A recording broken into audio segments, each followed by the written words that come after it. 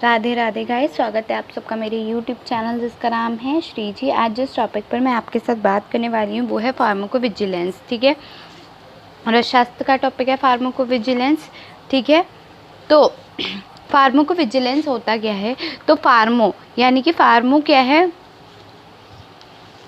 फार्मो क्या है? फार्मो का मतलब होता है यहाँ आपका ग्रीक वर्ड है फार्मो, और विजिलेंस क्या है? आपका लैटिन वर्ड है। फार्मो का जो मतलब होता है वो होता है ड्रग। ठीक है, विजिलेंस का मतलब होता है टू कीप अवे और अलर्ट, टू कीप और टू कीप वॉचिंग, यानी कि अलर्ट होना। विजिलेंस का जो मतलब है, फार्मो का मतलब होता है ड्रग, विजिलेंस का मतलब है टू कीप अवे, दूर रहना, या अलर्ट रहना, या टू कीप वॉचिंग, या उसे देखते रहना। नीड क्यों पड़ी हमें फार्माकोविजिलेंस की? 1906 federal bill pass the criteria for ideal drug as strength and purity. जो 1906 में फेडरल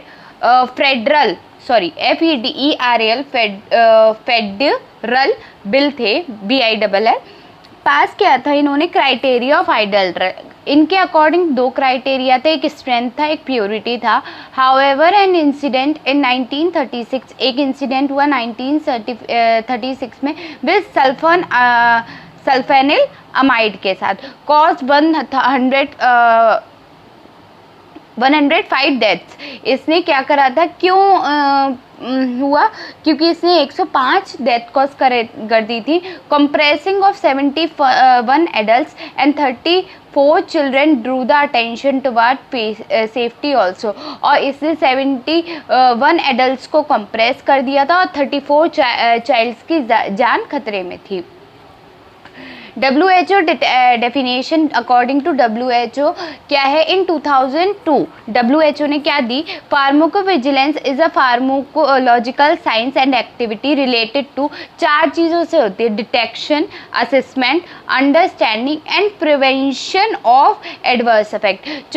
तो चार चीज़ों पे ये चला, किस पे? डिटेक्शन पे, असेसमेंट पे, अंडरस्टैंडिंग पे, प्रिवेंशन ऑफ एडवर्स इफेक्ट पे, इस पे ये चला।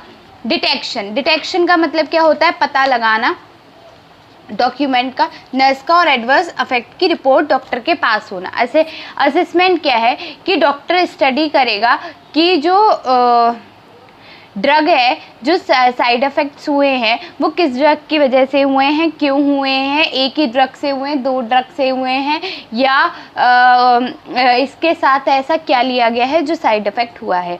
फिर नेक्स्ट था आपका अंडरस्टैंडिंग क्या है कि समझना, दो साइड इफ़ेक्ट की वजह को समझना, मतलब उसके निदान को समझना, उसके क्यों हुआ है वो समझना।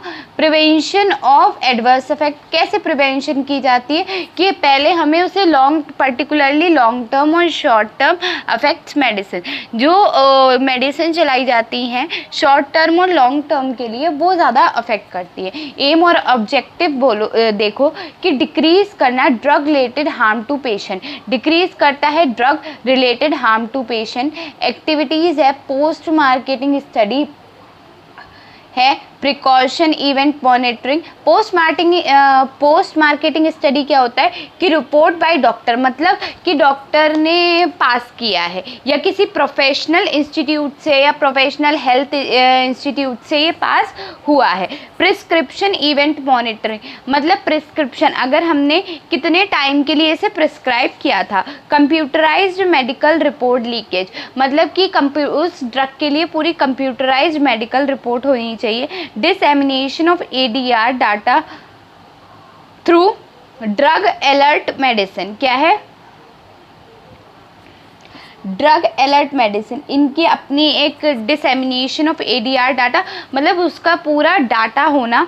ठीक है, change in labelling of medicine, यानी कि वार्निंग प्रिकॉशन भी हर किसी पे लिखी होती है, हर टैबलेट्स पे क्या लिखी होती है? टैब हो चाहे आपका कुछ भी हो, उस पर वार्निंग प्रिकॉशन भी लिखी हुई होती है। तो ये सब चीज़ें क्या होती है? नीड होती है, एम और ऑब्जेक्टिव है किसी भी फार्माकोविजिलेंस का। फार्माकोविजिलेंस प्रोसेस, अब ये प्रोसेस कितनी तरीके की होती है? Data reporting process.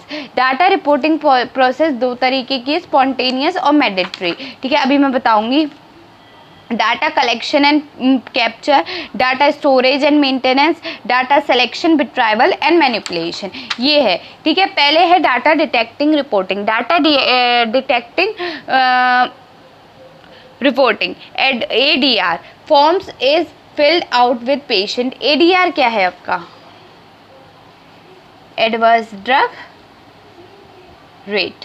ठीक है, तो क्या है? ADR form is filled out with the patient and detail this letter forms the basis of data entry. मतलब पहले एक फॉर्म भरवाया जाता है। डाटा डिटेक्टिंग रिपोर्ट में क्या होता है, अगर उस ड्रग से किसी को साइड इफेक्ट हो रहा है तो एक फॉर्म होता है, ADR फॉर्म फिल किया जाता है विद द वो पेशेंट के द्वारा, मतलब वो डॉक्टर को बताएगा तो डॉक्टर उससे फिल करवाएगा। ठीक है, and detail this letter forms the basis of data entry, और वो डाटा एंट्री में हो जाता है। इट इज़ ऑफ 2 टाइप्स, 2 तरीके का होता है कि स्पॉन्टेनियस और एक मैंडेटरी। स्पॉन्टेनियस क्या होता है? Most common form of ADR reporting health care professional institutes identify and report any respected adverse drug reaction to their national pharmacovigilance centre और टू द मैन्युफैक्चरर। क्या होता है कि ADR यानी कि एडवर्स ड्रग रिएक्शन होती है हमारी बॉडी में, वो फॉर्म भरा, या तो स्पॉन्टेनियस में क्या करेंगे हम, तुरंत ऐसे हेल्थ केयर प्रोफेशनल इंस्टीट्यूट्स में उसकी कंप्लेन कर देंगे। ठीक है, या क्या करेंगे हम, जिस पहले तो डॉक्टर को ही बताएगा तो डॉक्टर क्या करेगा, हेल्थ केयर प्रोफेशनल इंस्टीट्यूट पे या एडवर्स नेशनल फार्माकोविजिलेंस पे, या फिर जहाँ पे वो मैन्युफैक्चर हो रही है वहाँ पे। ये एक स्पॉन्टेनियस प्रोसेस है। नेक्स्ट है मैंडेटरी रिपोर्टिंग। मैंडेटरी रिपोर्टिंग क्या होता है? Manufacturers are required to submit reports. हर मैन्युफैक्चर अपनी एक रिपोर्ट सबमिट करता है, किसकी? To their receive from health care providers to national authority. मतलब कि ये ड्रग जो है ये कोई एडवर्स इफेक्ट नहीं है इसका, ये अच्छी ठीक है, किसी भी ह्यूमन को कोई अफेक्ट नहीं करेगा। Provide to the national authority in the form of APSUR यानी कि पीरियोडिक सेफ्टी अपडेट रिपोर्ट। मतलब ये हर ड्रग का अपना एक टाइम होता है, उसके हिसाब से कि एक ड्रग कितने टाइम तक लाइवलेबल है या उस इंसान या किसी भी इंसान के लिए कब तक है। Our regulatory document are prepared by marketing authorization and holder। क्या होता है? एक रेगुलेटरी डॉक्यूमेंट बनाया जाता है किसके द्वारा? मार्केटिंग ऑथराइजेशन होल्डर के, and submitted to the agency. Agency में सबमिट कर दिया जाता है। World wide post authorisation safety experience क्या होता है? सब पूरे वर्ल्ड वाइड, पूरे वर्ल्ड में ऐसा ही होता है। पूरे वर्ल्ड में क्या होता है? अथॉरिटी सेफ्टी एक्सपीरियंस होते हैं। Include inflammation on all ADR, हर किसी ड्रग की अपनी ADR होती है। Collected irrespective of the reported country, ये देखा जाता है ये किस कंट्री से आई है और क्या इरेस्पेक्टिव है इसमें। Include scientific evolution of risk benefit balance, क्या होता है? ये क्या करता है? इसमें साइंटिफिक एवोल्यूशन है किसका? रिस्क बेनिफिट बैलेंस का। ठीक है, तो यहाँ नेक्स्ट टॉपिक है, फिर क्या है? फिर उस ड्रग की क्या देखी जाती है? डाटा कलेक्शन और कैप्चर देखते हैं हम। फिर क्या है? डाटा स्टोरेज एंड मेंटेनेंस, ये देखा जाता है कि उस ड्रग की कैसे स्टोरेज थी या क्या उसका डाटा स्टोरेज और क्या मेंटेनेंस था। ठीक है, डाटा सिलेक्शन, बिट्रायल एंड मैनिपुलेशन। ठीक है, अब बारी आती है क्या कि कैसे वो बिट्रायल हुआ, सेलेक्ट हुआ, बिट्रायल हुआ और मैनिपुलेट हो गया। ठीक है, वेयर टू रिपोर्ट, कहाँ हमें रिपोर्ट करनी चाहिए? अच्छा, सबसे पहले कहाँ रिपोर्ट करेंगे हम? पहली तो बात आ रही है कि पेशेंट के एडवर्स इफेक्ट होता है, करेक्ट? तो किसके द्वारा होता है? ड्रग नहीं, किसके द्वारा? मतलब किसने दी है उसे? तो पेशेंट को किसने दी है? हेल्थ प्रोफेशन में, यानी कि डॉक्टर्स ने, तो वो आएगा हेल्थ प्रोफेशन, डॉक्टर नहीं आएगा, हेल्थ प्रोफेशन आएगा। अब वो हेल्थ प्रोफेशन 4 जगह उन दवाइयों को उसकी रिपोर्ट भेज सकता है। कहाँ का? एक तो हॉस्पिटल है, ठीक है, हॉस्पिटल से रीजनल सेंटर जा सकती है कि हाँ ये दवाई हमने ली थी और ये रीजनल सेंटर, ये इसका ये एडवर्स इफेक्ट हुआ है तो ये रीजनल सेंटर में उसकी रिपोर्ट गई। But doctor direct regional centre भी भेज सकता है। ठीक है, यानी कि हेल्थ प्रोफेशन डायरेक्टली कहाँ भेज सकता है? रीजनल सेंटर भेज सकता है। हेल्थ प्रोफेशन फिर नेशनल सेंटर भेजता है सकता है, मतलब 4 जगह भेज सकता है। एक हॉस्पिटल है, रीजनल सेंटर है, नेशनल सेंटर और मैन्युफैक्चर कहाँ भेजता है? मैन्युफैक्चर सीधा नेशनल सेंटर भेज देता है, और रीजनल सेंटर से भी कहाँ आती है? नेशनल सेंटर आती है। तो सबसे घुमा फिरा के कहाँ आ गई? नेशनल सेंटर आ गई, ठीक है। तो कहा पेशेंट से जा रही है, और हेल्थ प्रोफेशन से रिपोर्ट कर जाएगी, या तो हॉस्पिटल जाएगी, रीजनल सेंटर जाएगी, या नेशनल सेंटर जाएगी, या मैन्युफैक्चर पे जाएगी। देखो, चाहे हॉस्पिटल हो, चाहे रीजनल सेंटर हो, चाहे मैन्युफैक्चर हो, इन तीनों से कहाँ जाएगी? नेशनल सेंटर ही जाएगी रिपोर्ट, ठीक है। फिर नेक्स्ट क्या है? Pharmacovigilance programme for ASU drug, ठीक है। ASU ड्रग के लिए क्या है? फार्माकोविजिलेंस प्रोग्राम है, ठीक है।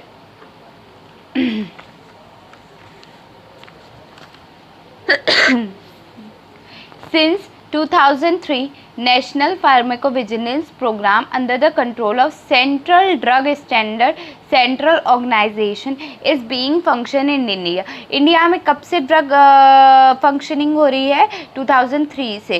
किसने करवाई है? National pharmacovigilance programme under the control of central drug standard central organisation, ठीक है।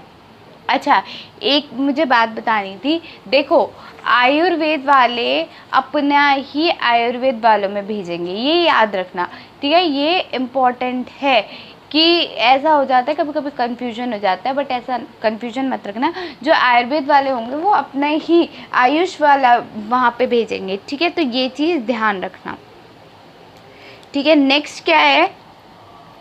WHO has published the guideline for safety monitoring by herbal drug in 2004।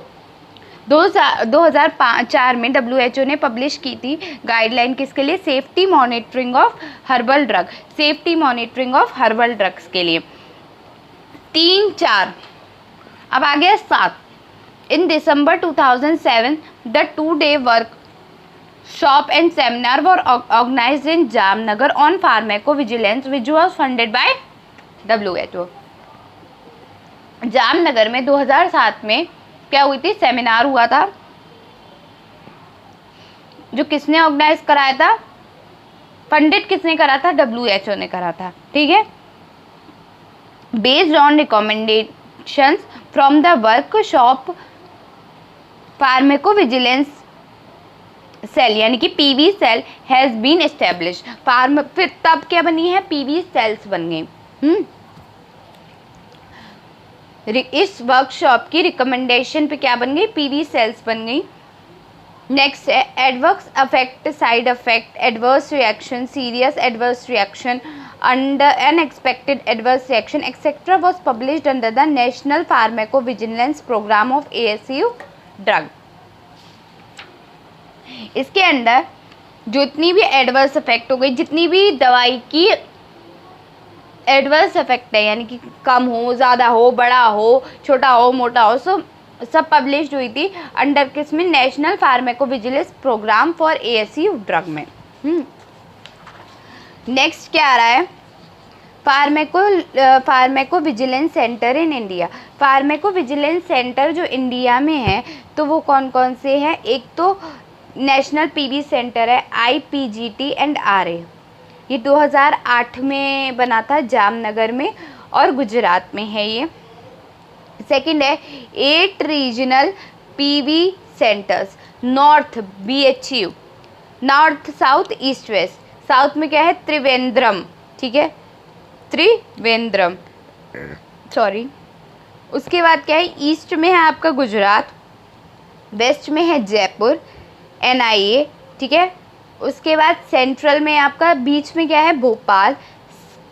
CCRAS में क्या है? न्यू दिल्ली आता है। सिद्धा में चेन्नई है और यूनानी बंगलौर में है, ठीक है।